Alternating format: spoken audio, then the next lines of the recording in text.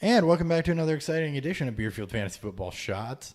I am your host, at Hot BFF. Today we're going to talk some DFS, BFF, DFS acronyms. Daily Fantasy. We're going to talk Daily Fantasy. So before that gets started, as always, your normal shout-outs, podcast, Beerfield Fantasy Football on iTunes, Google Play, Stitcher. Go subscribe, give us a listen. Follow us on Twitter. Tweet us your questions. Ask us whatever you want to know. We love to hear from you guys. Love to interact with you guys. Love to try to help out. I am at Hot BFF with 2 P's. You've got Nick Sparts at Nick Sparts, Dan Thury at Thury BFF, or the show at Beerfield FF.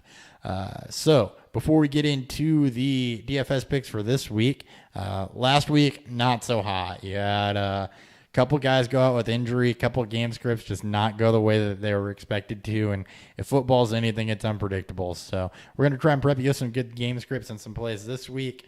Hopefully it's a better week. We did good in week 1, not so good the last 2 weeks. So I'm really hoping to recoup that. But that's the life with an unpredictable NFL. Hopper's Weekly Beer Money DFS Picks.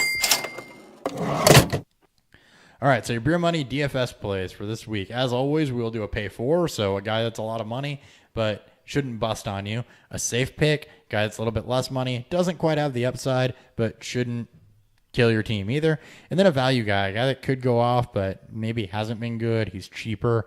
So let's get into quarterbacks. For quarterbacks, my pay for is going to be Russell Wilson. He's got Indianapolis. That Seattle offense looked like they had a little bit of a get-right game last weekend as Russell Wilson went for 375 and 4. Expect him to have another good game. Only worry here really is game script if it gets out of hand. He's going for 7,300. Your safe play, and I've said it before, I've got to go back to the well, Carson Palmer. He's going for 6,100. They're playing San Francisco. He's got his full complement of weapons, and he hasn't killed your team. He just hasn't blown up like you thought, but he still should be a pretty safe play at $6,100. And your value, it's going to be Trevor Siemian versus Oakland. Denver is at home. I don't expect Oakland to really be able to get a lot going, but they're a good enough offense to where Trevor Siemian should have to throw the ball against a not good defense. Trevor Siemian's proven he can be efficient against bad defenses. He's got some touchdown upside. He's going for 5,200. So the way that we structured our lineup this week, that's a boon. At running back, LaShawn McCoy, he is playing Atlanta, so he's had a bad couple weeks, but we've seen Tariq Cohen and I believe it was C.J. Anderson. Seen Tariq Cohen go off against Atlanta, though. So you definitely want to start a pass-catching running back against the Falcons. LaShawn McCoy will have some value up the middle. He leads that team in targets. Pass-catching running backs have been able to do it. Your safe play is going to be Leonard Fournette. He's going up against the Jets. The Jets have a terrible run defense. Jacksonville wants to run the ball. If they can run the ball and score that way and move the ball that way, Bortles is not going to be throwing the football. I expect 25 to 30 touches for Fournette in this game. Makes him a very, very safe play, but he's also got upside because I suspect that they'll just try to pound it with him to the end zone.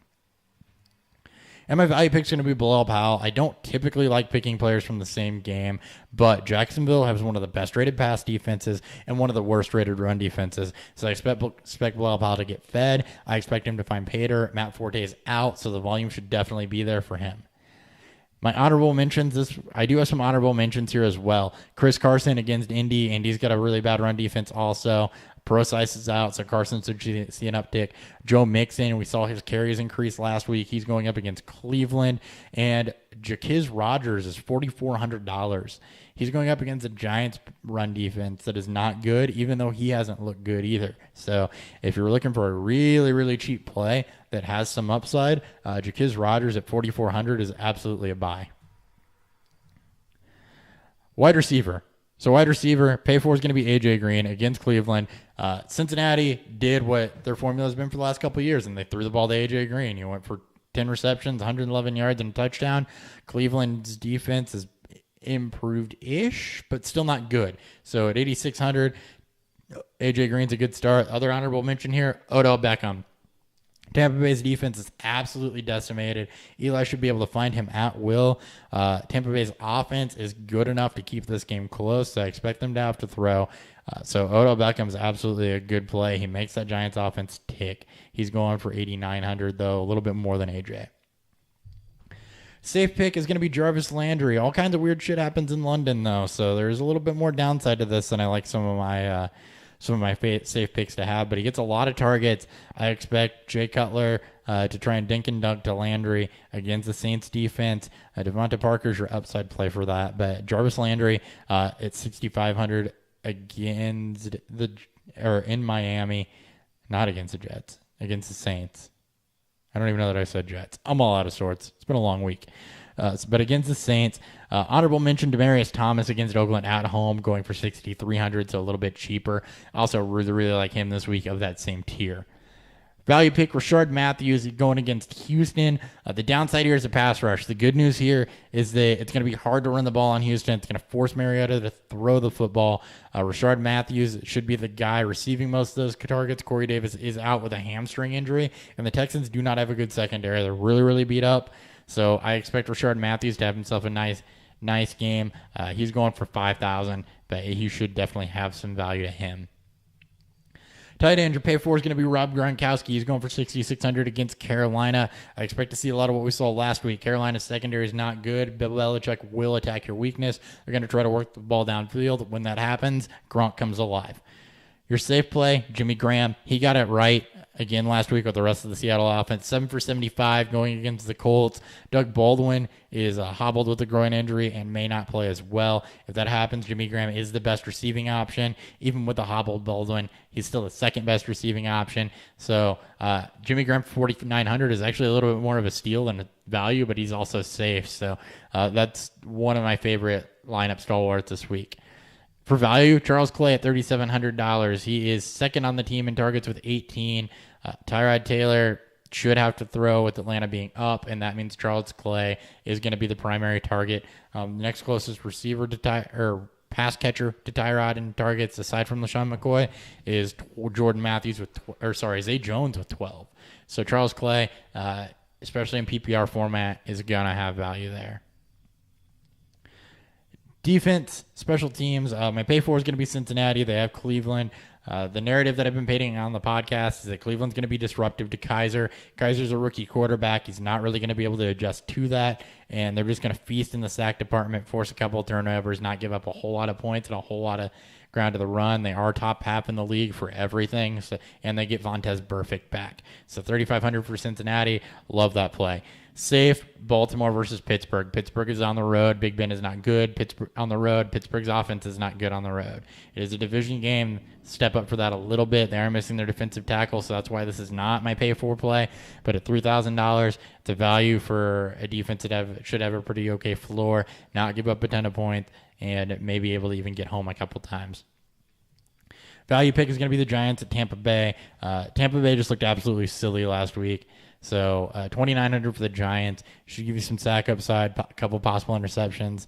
As far as upside goes there, Janoris Jenkins plays, that's even better for them. So the Giants at 2,900 is my value pick of the week. They could absolutely get run over, but I don't expect it on the road, but I don't expect that to happen. So 2,900 is a steal for them. Hopper's weekly DFS lineup. Now for my lineup reveal. Quarterback is going to be Trevor Siemian.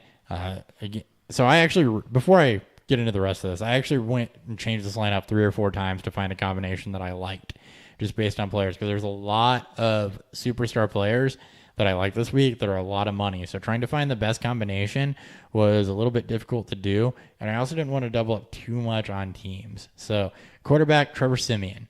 Running back, Todd Gurley. Running back, Chris Carson. Wide receiver, A.J. Green. Wide receiver, Rashard Matthews. Wide receiver, Sterling Shepard. A little bit on the Sterling Shepard note, by the way. They were getting the ball out quick because of the offensive line troubles and hitting Shepard over the middle. That's why he blew up last week. I expect a lot of the same with that. So Sterling Shepard was a little bit of a money save there. Tight end, Jimmy Graham. Flex, Jacquizz Rodgers.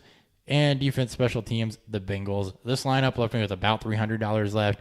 There was a scenario where I had rotated, I think, Gurley out and Powell in and started Odell, but this just seemed to be a better option. I didn't like the idea of having Shepard and Odell, and I liked the upside of Shepard more than some other lower-end wide receivers. That's all I got for DFS. Be sure to check in tomorrow. Nick Sparks will have you some in and outs and some news episodes. See ya.